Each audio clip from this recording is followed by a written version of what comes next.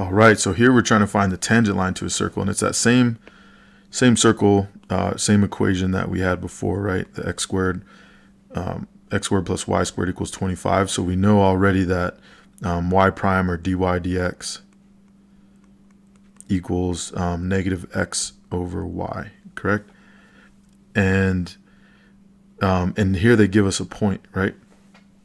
So remember, we actually need both the x and the y or a lot of times at least when we're doing when we're using implicit differentiation to find a tangent line, because we have a function of two variables, right? We have to not only have an input, but we have to, or not only have one input, but we have to have two inputs in this case. And so I'm going to put in the x and the y. And so the x is 3, so it's going to be negative 3 over, and then the y is negative 4. And so it'll turn into 3/4. So that's dy dx at, we haven't used this notation very much, but this is saying dy dx at, we'll just put 3 negative 4, okay? And that's also equal to the tangent line at that point, right? The slope of the tangent line at that point.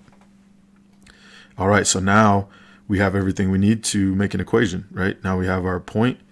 We needed that for the equation anyway, but we also needed it in this case for the derivative. And so we'll have y plus 4, right?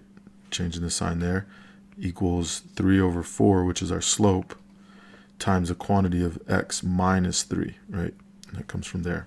And that's it. Of course, we can turn that into points or slope-intercept form, but point-slope form is totally fine. You can just leave it like that.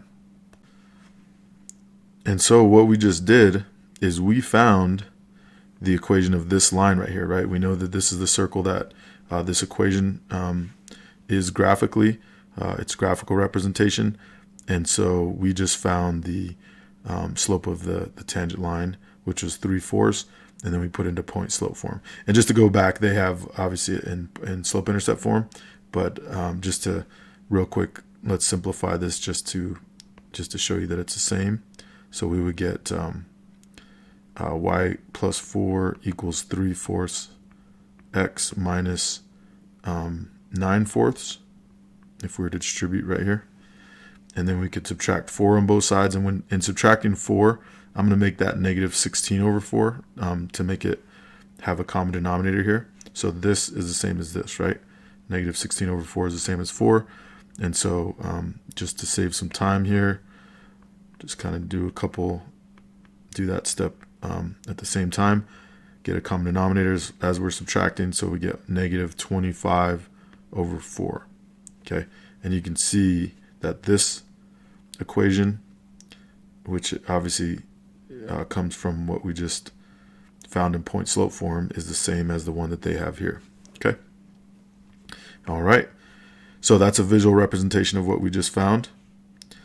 Let's check out another one. So here, this is an interesting function or interesting equation. If you were to graph this on Desmos or on your graphing, or you wouldn't easily be able to graph on your graphing calculator because it's an implicit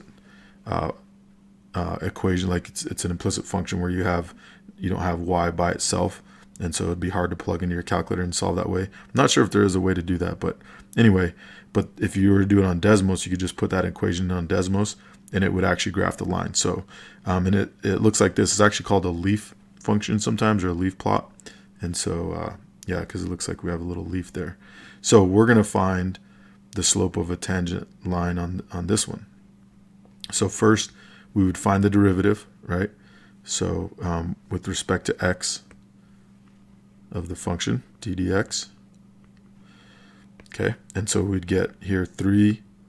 Well, let me have you do this actually. So you find the derivative of y cubed with respect to x using implicit differentiation in the chain rule.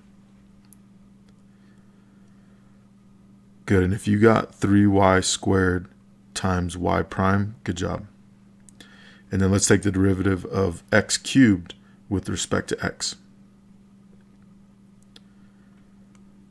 And if you got 3x squared, great job. That's perfect.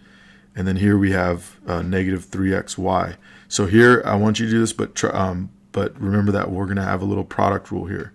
So you can think of like this as your f and this is your g, which is probably what I would do, is just combine the -3 with x as your f function and then go from there. Okay, so see if you can do that. All right, and if you got this, -3y minus 3xy prime, that's exactly right. So here's f prime g plus this is regular f, and then this is g prime, right?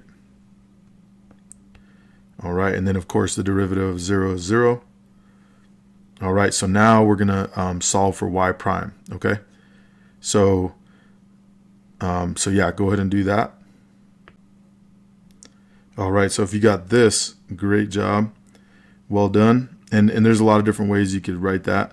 We could actually simplify this a little more, right? And make it, we can actually cancel out every one of these 3's because they all have a 3. So that would turn into y minus x squared over y squared minus x, right? Okay, and so that's our dy dx, or our y prime. You can write it either way. And so now we want to find the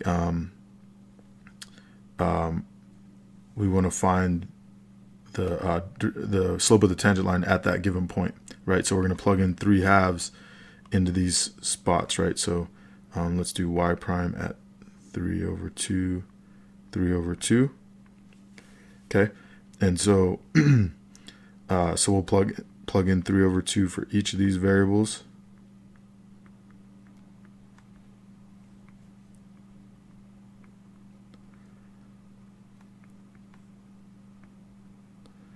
All right, and then to simplify, we're going to have 3/2 minus 9/4 on top, right? If we square 3/2, we get 9/4.